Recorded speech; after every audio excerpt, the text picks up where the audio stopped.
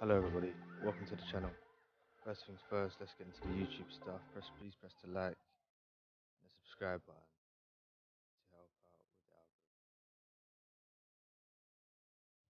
the algorithm. It's the awakening of a chosen one. What will happen is you will go through something in life.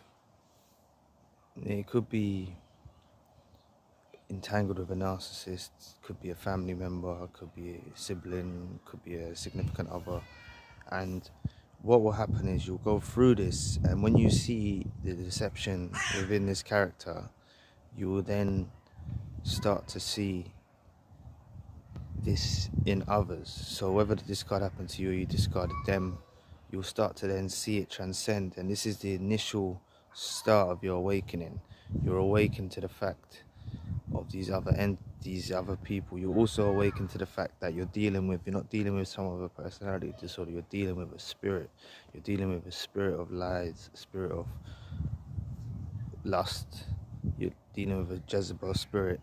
If you, both male or female can have the Jezebel spirit, and you're dealing with that.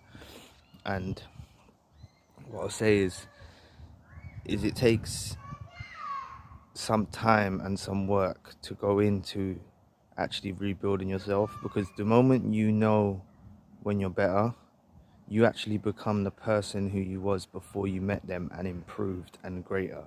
You actually become the person that you were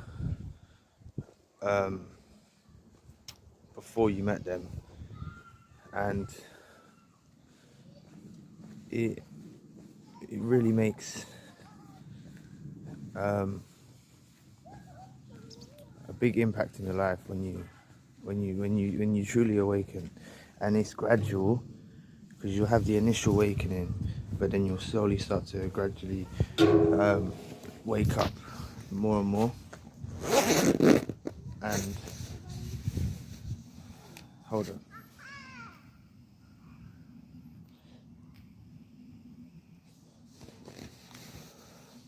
Yeah, you'll gradually start to wake up more and more, and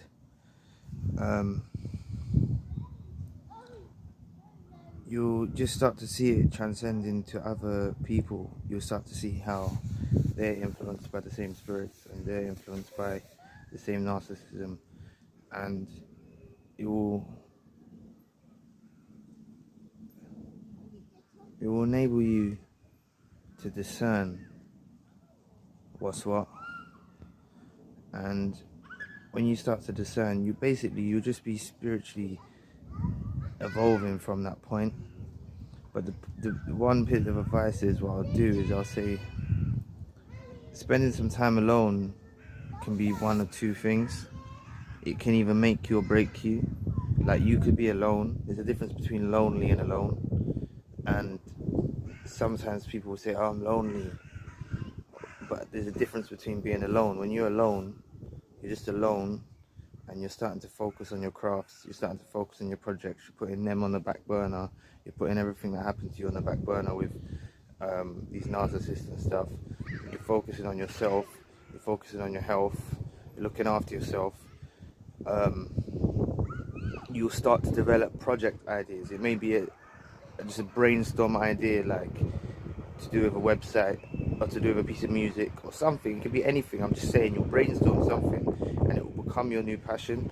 And then just don't fall victim to thinking that you need to jump straight into another relationship, or you need to, you know what I mean?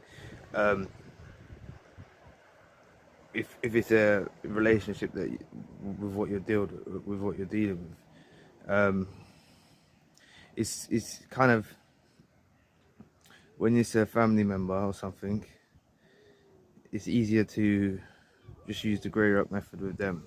If you have to still see them, if you can't cut contact entirely, then it's good, you just do the grey rock method. But if it's a significant other and you've cut them off, or you've gone no contact and you've done all of that, then the best thing to do from that point is focus on yourself, and you'll see how you've rebuilt yourself better than you were before you met them. And it takes some work. It can take years, to be honest with you. It can take years, Initially, what I'll say is, say the longer the relationship, the harder it will be for you. But say you were together for a few years or something like that. It will take you, what my analysis was, and I said this, is it will take you say you was together for 3 years, it will take you 3 years to reset back to zero. Then once you reset back to zero, so you've been without them for the amount of time now. If it's 10 years and stuff like that, it's a lot harder and stuff like that. But on more shorter term things, the basis of it is, say you're together 5 years, it will take you 5 years to reset back to zero, because you'll be accustomed. And I mean 5 years of no contact. I mean 5 years of no contact, no talking, no nothing. It will reset you back to zero because you spent 5 years with that individual. So you'll reset back to zero, and then from that point on you'll build. And it doesn't always work like that. Some people can really, like, that's strong of them too, but it can take years. If you're looking for a quick fix, there are ways to do that, which is what I've said. The quick fixes is what I'm giving you. If you start focusing straight away on, you can forget them, I'm going to put them on the back burner, and I'm going to focus on writing this book, I'm going to focus on writing this album, or I'm going to focus on making this website, or I'm going to focus on whatever it may be, you'll just be involved with that. So that's your cure. Do you know what I mean? That's your medicine. If you do that, that's your medicine. And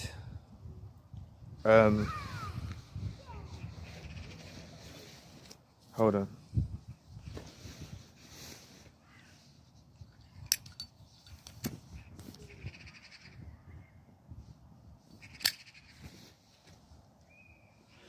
That's your medicine, and it will enable you to just you start to see the fruits of your labor. You'll see the fruits of your labor. And hold on.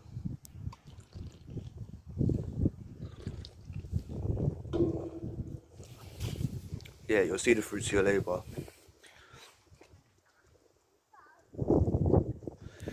And that's like, if you've got the strength to do that, if you're able to see straight away, or you know that you're dealing with a narcissist while you're in the relationship, and you're able to pack your bags, get ready to discard them or whatever, then do that, because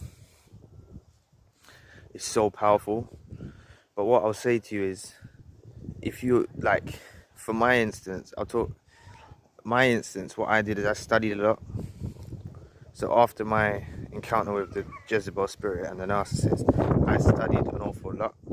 I just studied, literally. I spent years just studying.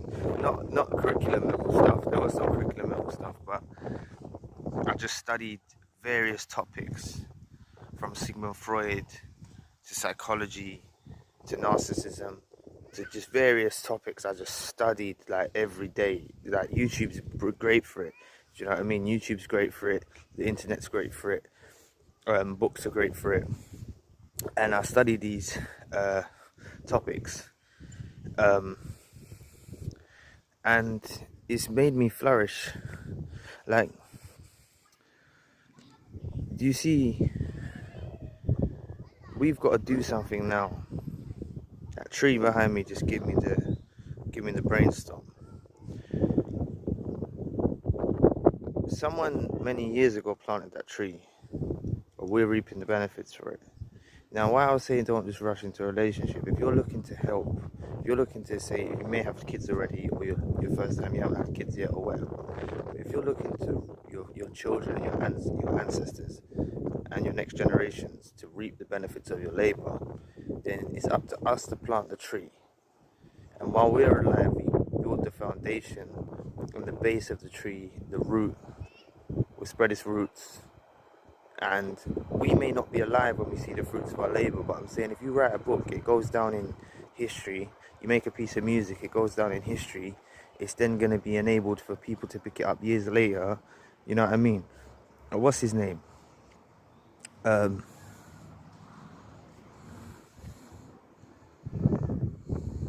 Gogh. There we go.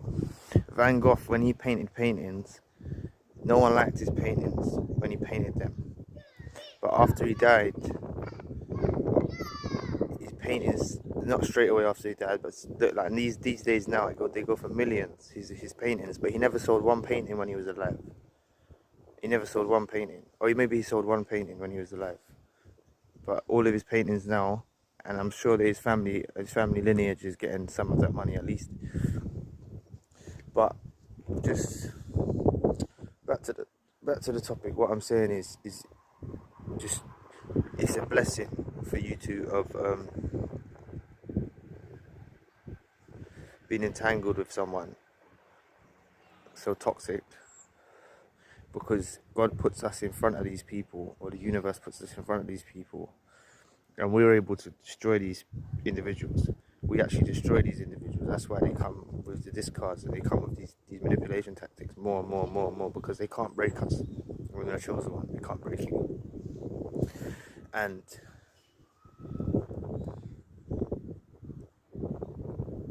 by us doing this, we then become the better versions of ourselves. We become better. We become more prepared for this life. We're able to see through others. We're able to see through the facade, through the smoke and mirrors. We're able to see through the games, the lies, the manipulation. We're able to see through it. And that's why I say to you,